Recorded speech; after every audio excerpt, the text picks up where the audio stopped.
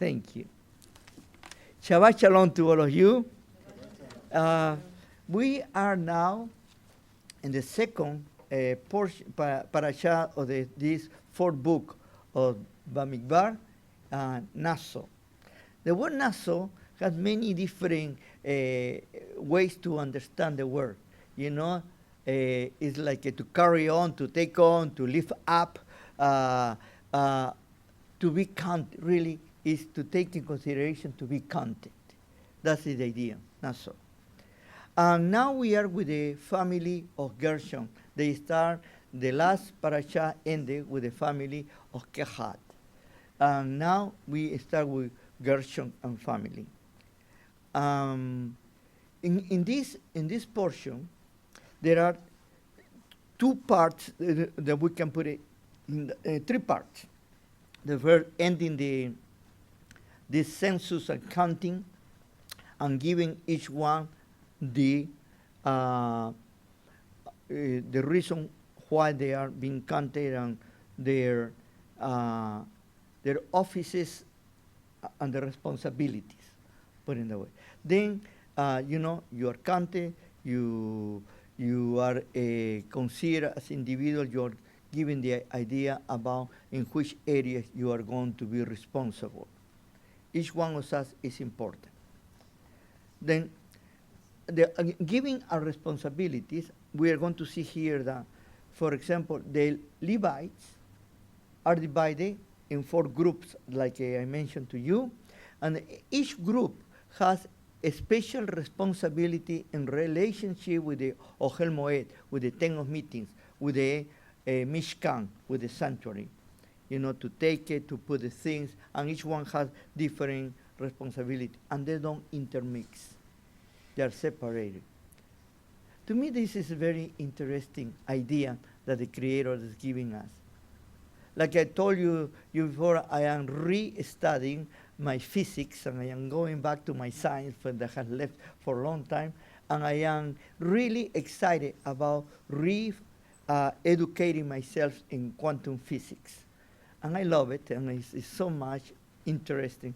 And more I learn about quantum physics in the modern way that it is being taught and defined, something that was so far from what I understood at the beginnings when I was a young professor. It's interesting that there is always an order, always. And that from the beginning of the creation, there is a term now that's very popular in creationism or whatever you want to put it. It's called the quantum leap, the Big Bang. The Big Bang.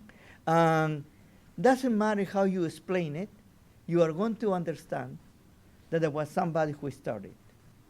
Now, you want to understand that was a creator or was pure coincidence and casualty, I say you need to have more faith. But everybody has faith on something.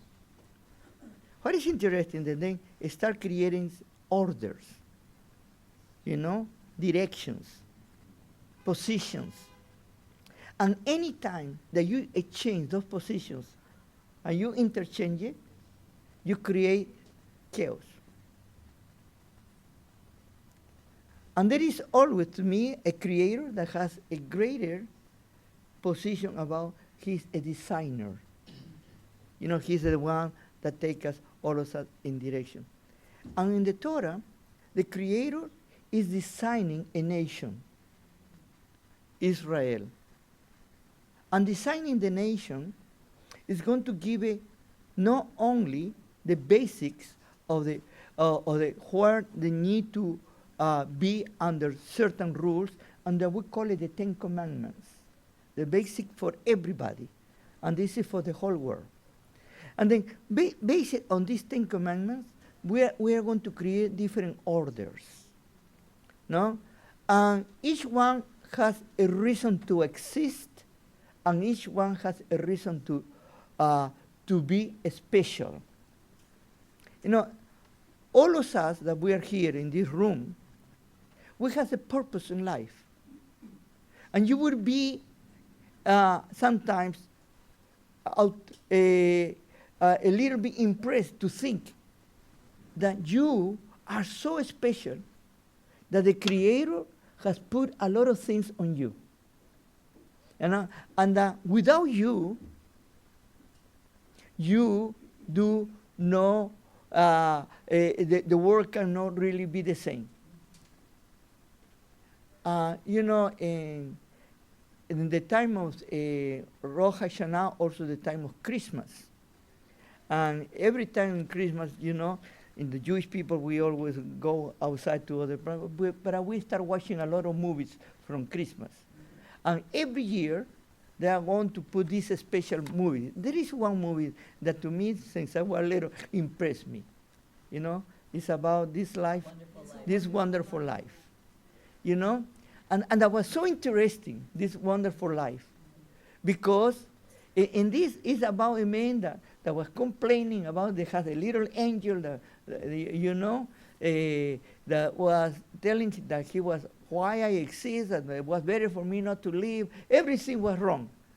No? And they said, okay, let's make this world without you. And you cannot exist. And then he started looking back all the world without him. And he started realizing that because of him, there were so many things that happened in the right way. And he never was aware of. And then for the first time he realized how important was his life. When you are in the situation now and you say, oh, poor of me, nobody listens to me, nobody cares, I am good for nothing. How many times I have heard that from many of you? Oh, I don't do anything right. I am not good for anything. I say to you, every time that you say that, the one that you are blaming is the Creator. How many of us, we are not happy the way that we were born, or the way that we, in the family that grew up, or where we come from. And many of us, we want to be somebody else without understanding that the greatest thing that you are who you are.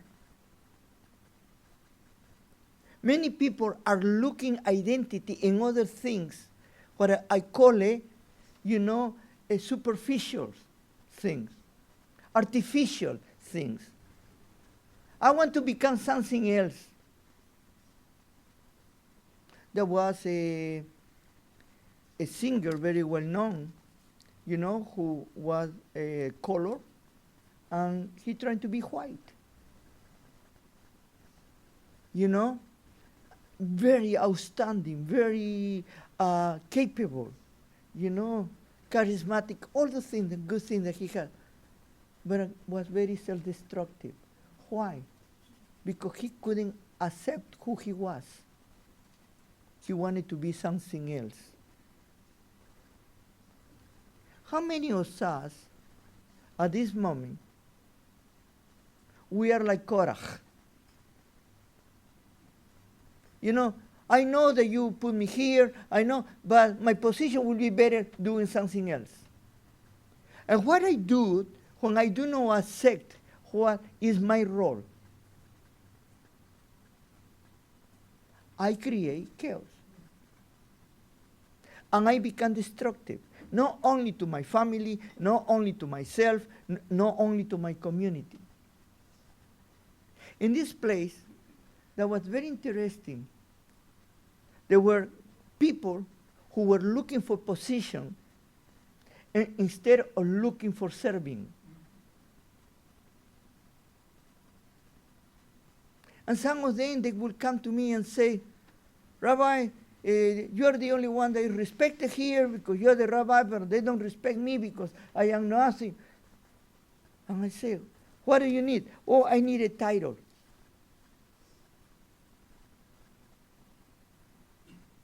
To serve the Creator, you need a title? And it's interesting what I have observed in our communities. The people that are not looking for titles, they already serve. And the people who are looking for titles, they are not serving.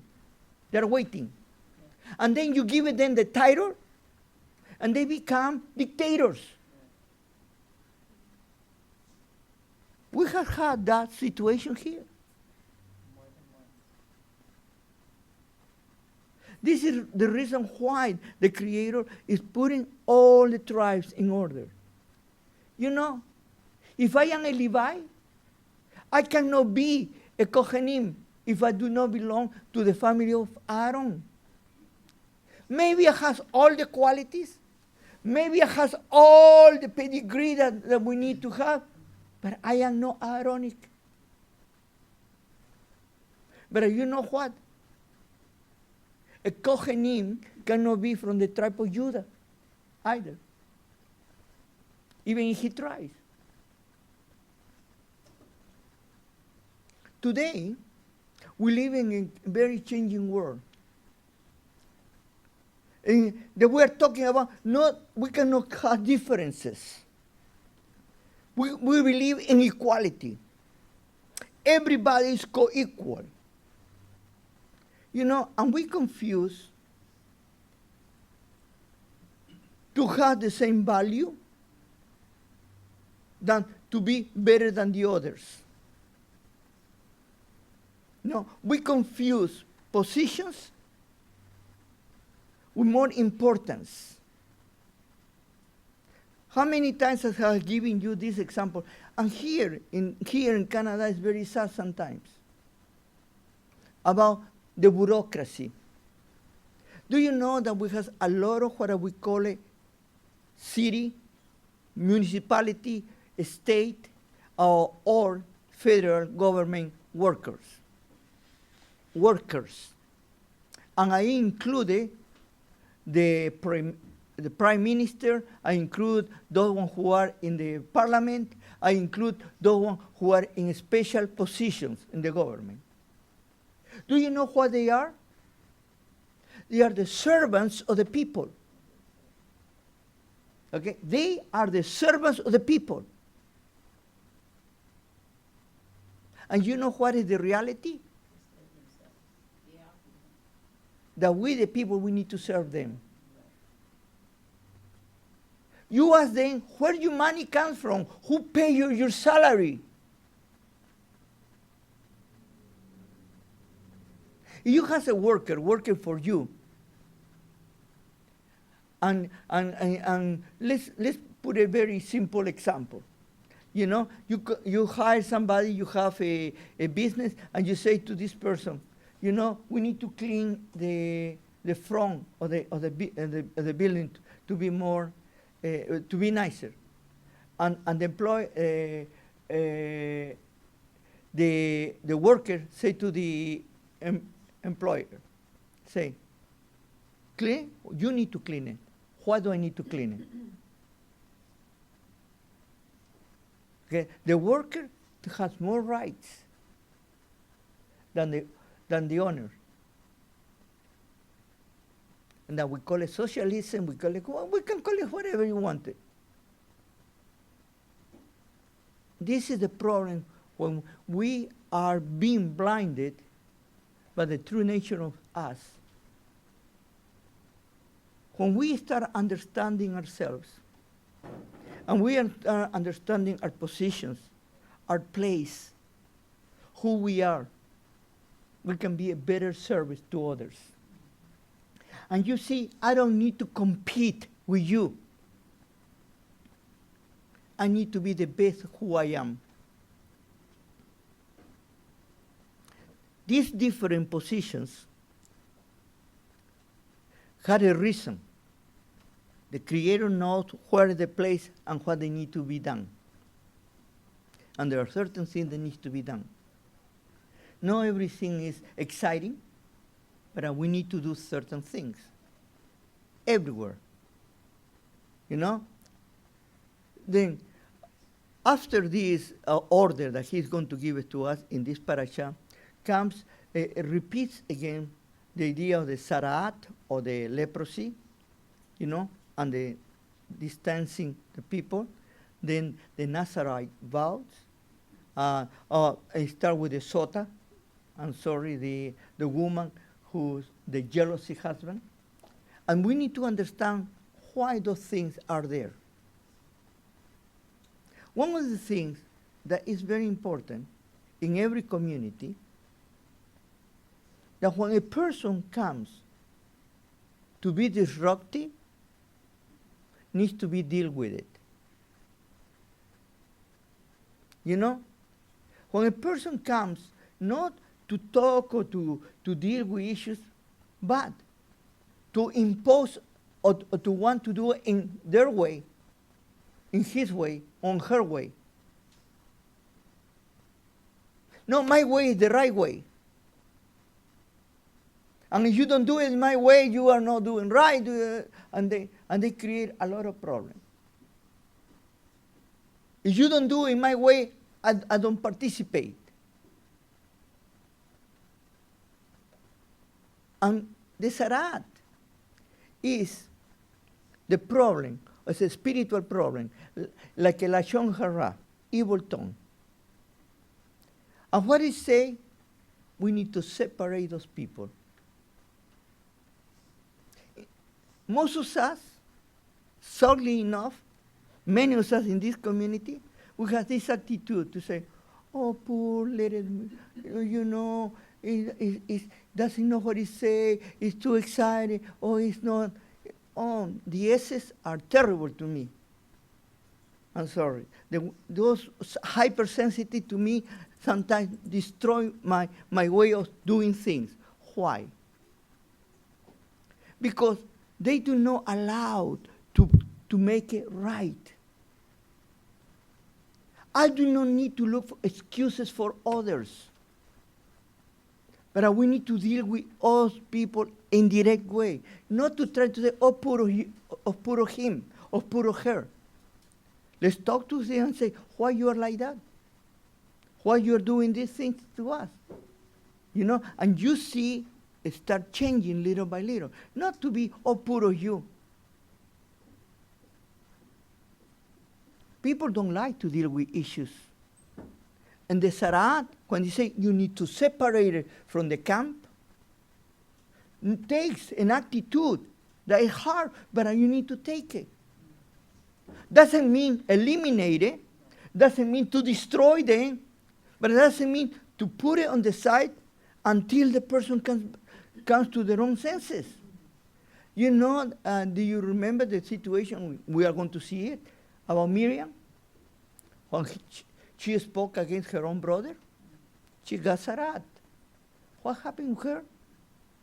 She was put outside the camp until she came back to herself. The next is about the sota. The sota is about the husband who has jealousy. You know, in the Hammurabi tale, there is a story very similar to the sota. A little bit different, but the idea is the same. And I'm going to tell you the Hammurabi first, and then I'm going to compare it with the sota. The Hammurabi say, for example, that if you feel like your wife has been unfaithful to you, but you cannot prove it, then you need to make her to go to the test of jealousy. And what is the test of jealousy? She needs to cross a river full of crocodiles against the current and swim from one side to the other. If she arrived to the other side alive, she was not unfaithful to you. But if she died, she was unfaithful. She got what she needed, what she was looking for. What the sota, the scriptures say. If you are jealous of your wife, you think that she has not been faithful to you, bring it here to the priest, and the priest is going to make her confess in the sense that they say, I'm going to give you this water, this concoction, and you're going to drink it. But before she asks, are you sure that you have not done? She will say, no, I have not done. Okay, you can drink it. But if you have done it, what is going to happen is your belly is going to explode, and your sides, what do you call it, this part of the women? the hips, they're going to fall down. You can imagine, for a woman, that is the worst thing that you can do, that the hips fall down and the big belly grows to the other side, and then and you won't be able to have children or anything like that. But if you drink this and nothing happened to you, lo and behold, you are going to be fruitful, you are going to have many children, you are going to be happy, and your husband is going to be happy too, dancing, because you have not been unfaithful. Then the woman will drink that thing, nothing happened, and they are happy because they were innocent, but the husband was jealous. That was called the jealousy task. That to see how advanced was the Torah, even at those times, for these people. The next come the Nazarites, the Nazarite vows. Some of our sages tell us that was a way that the Creator allowed to the rest of Israel experience a little bit of what the Kohanim goes through, the high priest, the Hagadol Kohen. In a period of time, they couldn't drink anything that would come from the wine or from the grapes. They couldn't shave their head. They couldn't go to the funeral of their own family or relatives. It's very similar to the Hagadol Kohen ideas. And they could experience for a short period of time what the Hagadol Kohen experienced. And in order to give it to the rest of Israel, the possibility, men and women, very interesting here, men and women, they could do this. And finally, at the end of this, comes the chapter 7, who is the longest chapter in the Torah, 89 verses. And it's about the inauguration of the Mishkan, and the 12 tribes will come, and each one is going to bring their gift to the Mishkan.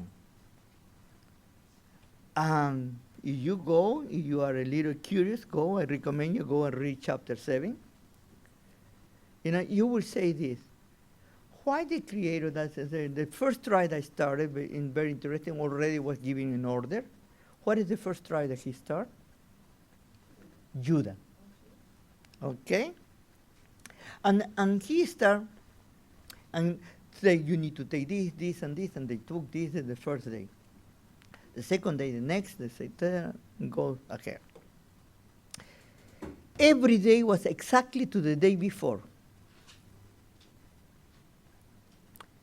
And you ask yourself, why to repeat the thing over and over and over again when he could say, as Judah did, the rest of the tribe did during 12 days.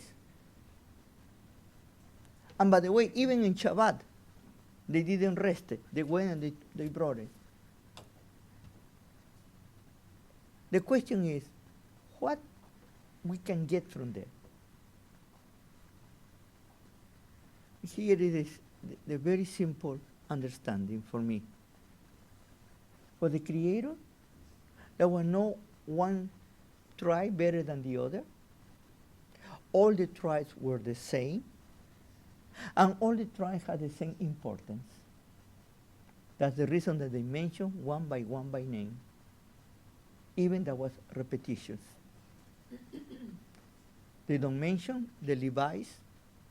Why? Because they were separated. The 13th tribe was separated to only and exclusively for the army of the Lord, in the sense of serving in the Mishkan. Because the word Sebaot is used too for these Levites, but in a different way. Everyone has a very important place to serve. Let me ask you this simple question. Do you feel, and I say to you I don't like the question feel, but I need to ask him this question, because many of us ask, do you feel that the Creator has make you important or no? And many of us would say, nah, he doesn't even put his eyes on me. But the fact is not about feelings. The fact is, yes, the Creator has done something special for you. This is the reason I love Psalms 139. We have been made in a marvelous way. Each one of us, He knew us in the moment of conception. He knew exactly who we were. And each one of us has the possibilities to be the best that we are. Let's take that challenge from Him. And let's say, what I am special for. Have you ever asked yourself that question? Maybe many of us, we don't even ask us that question. What I am special? What will be the world without me? And it's very sad. I hear so many people. Some people say to me, I am not kidding you, say, the world will be better. That's very sad. Some people say, there's nothing will happen. And that's it, when you are renegating, you are denying the presence of the Creator in your life. Because He has made an investment on you. Let's make His investment pay for. Shabbat Shalom.